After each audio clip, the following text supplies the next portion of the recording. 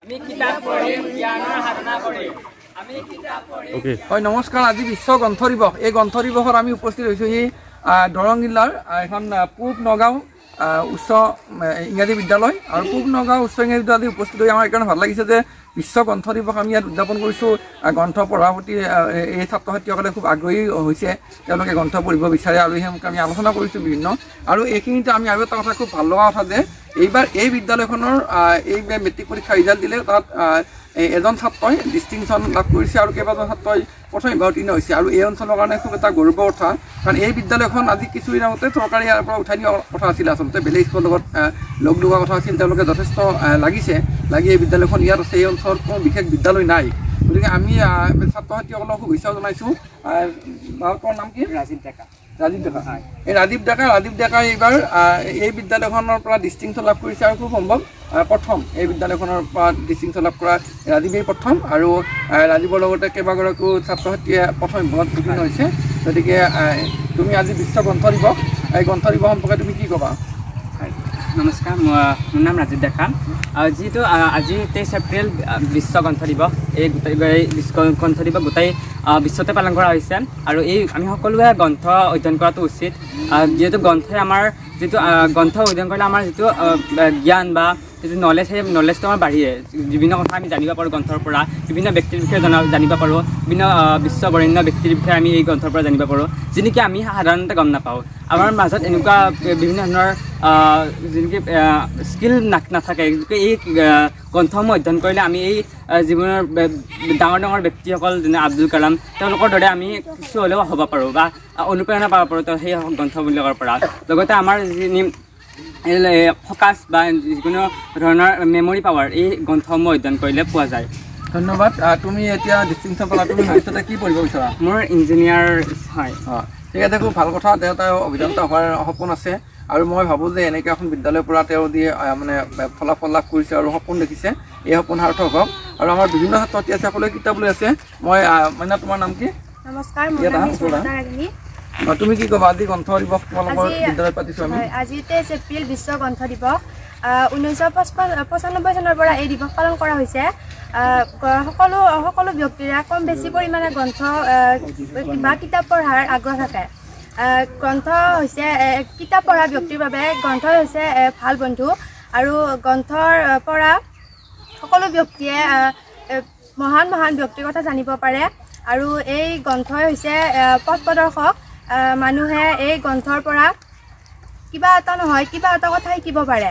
মহান ব্যক্তিৰ জন্ম বা ব্যক্তিবিলাকৰ তেওঁলোকে কেনেকৈ আগবাঢ়িছে, নিজৰ মানে নিজৰ আগুৱাই নিবলৈ কেনেকৈ চেষ্টা বা কৰিছে, তেওঁলোকৰ বিষয়ে এনেকৈ জানি আমি তেনেকৈ আগবাঢ়িব পাৰোঁ।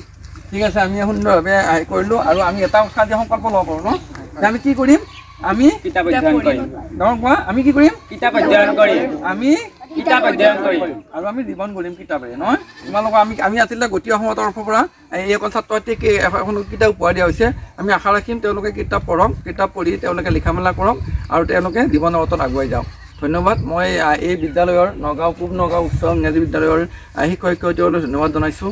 আৰু আমাৰ গতি অসমৰ হৈ ভাৰ্গৱ কলিতা অমৰতী ডেকা আছে আমাৰ লগত, আৰু আমাৰ চিন্তু এই বিদ্যালয়ৰ প্ৰাক্তন ছাত্ৰ তেখেতো আছে। গতিকে আমি তেখেতলোকক সকলোকে ধন্যবাদ জনাইছোঁ। আৰু এই কণ ছাত্ৰ ছাত্ৰীসকলতে আজি সময় কটাই ভাল লাগিল। পুনৰ আপোনালোকলৈ ধন্যবাদ। এই অঞ্চলৰ স্থানীয় সাংবাদিক আৰু বহু অনুষ্ঠান প্ৰতিষ্ঠানৰ লগত জড়িত এজন ব্যক্তি শ্ৰদ্ধাৰ অনুভৱ কৰা গতি অসমৰ এজন সক্ৰিয় সদস্য শ্ৰদ্ধাৰ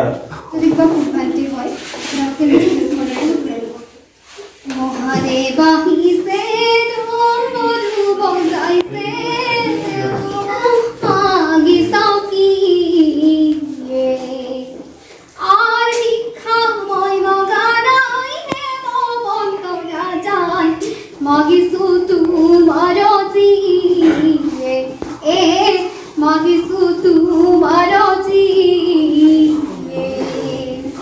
হে হৰিয়ে নিবলো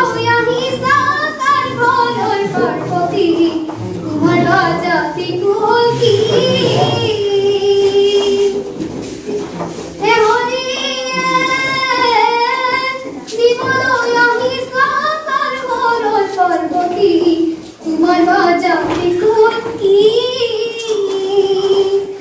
আর জগতরে গুরু রে নাম হংকর করা দিয়া তোমার দিয়ে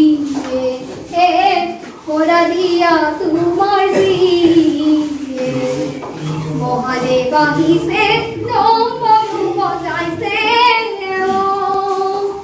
অহরে ভিক্ষানুমা কিসকি আর ভিক্ষা মই মগানাই হে ভবন্ত রাজান মাগিসু তোমার জিয়ে মাগিসু তোমার জিয়ে হে হরি কৰিবলৈ এসকলে সুযোগ দিছে আৰু আমিও আজি এই সুযোগৰ অংশীদাৰ হৈছোঁ এই অনুষ্ঠানৰ অংশীদাৰ হৈছোঁ মই পুনৰবাৰ ছাত্ৰ ছাত্ৰীসকলক শুভেচ্ছা জনাইছোঁ আৰু এনেকৈ এখন বিদ্যালয় আমাৰ চৰকাৰে ইতিমধ্যে কৈছে যে বিদ্যালয়খন যাব খুজিছিলে আৰু সেই সময়ত আমাৰ এই বিদ্যালয়ৰ পৰা শিক্ষাৰ্থীয়ে পাছ কৰাটো যথেষ্ট গুৰুত্বপূৰ্ণ বুলি মই ভাবোঁ আৰু তোমালোকে এই ছাত্ৰ ছাত্ৰীসকলে এইসকল যিসকল আজি মেট্ৰিক পাছ কৰিলে তেওঁলোকৰ আদৰ্শৰে এই বিদ্যালয়খনৰ যিমানেই ফলাফল ভাল হ'ব সিমানেই বিদ্যালয়খন ইয়াত থাকিব বিদ্যালয় কিতাপ পঢ়িম জ্ঞানৰ সাধনা কৰিম আমি কিতাপ পঢ়িম জ্ঞানৰ